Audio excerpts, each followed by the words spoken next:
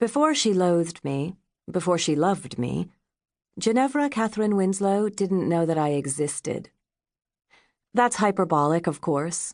By February, student housing had required us to share a hot shoebox of a room for nearly 6 months, so she must have gathered I was a physical reality, if only because I coughed every time she smoked her cools atop the bunk bed. But until the day Ev asked me to accompany her to Winlock, I was accustomed to her regarding me as she would a hideously upholstered armchair, something in her way, to be utilized when absolutely necessary, but certainly not what she'd have chosen herself. It was colder that winter than I knew cold could be, even though the girl from Minnesota down the hall declared it nothing. Out in Oregon, snow had been a gift, a 2-day dusting earned by enduring months of gray-dripping sky. But the wind whipping up the Hudson from the city was so vehement that even my bone marrow froze. Every morning I hunkered under my duvet, unsure of how I'd make it to my 9 a.m. Latin class.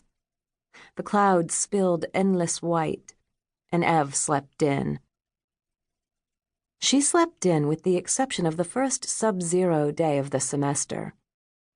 That morning, she squinted at me, pulling on the flimsy rubber galoshes my mother had nabbed at Value Village, and without saying a word, clambered down from her bunk, opened our closet, and plopped her brand-new pair of fur-lined LL Bean duck boots at my feet.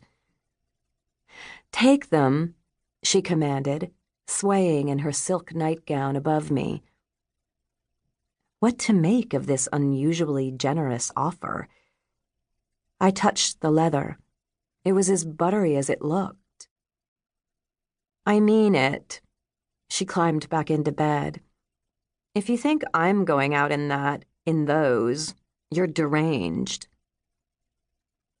Inspired by her act of generosity, by the belief that boots must be broken in, and spurred on by the daily terror of a stockpiling peasant, sure at any moment I'd be found undeserving and sent packing, I forced my frigid body out across the residential quad.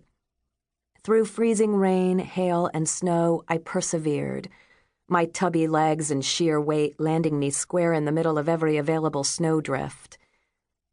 I squinted up at Ev's distracted, willowy silhouette smoking from our window, and thanked the gods she didn't look down. To keep listening to this audiobook, I've left you a link in the description so you can do it, at no cost thanks to Audible's 30-day free trial.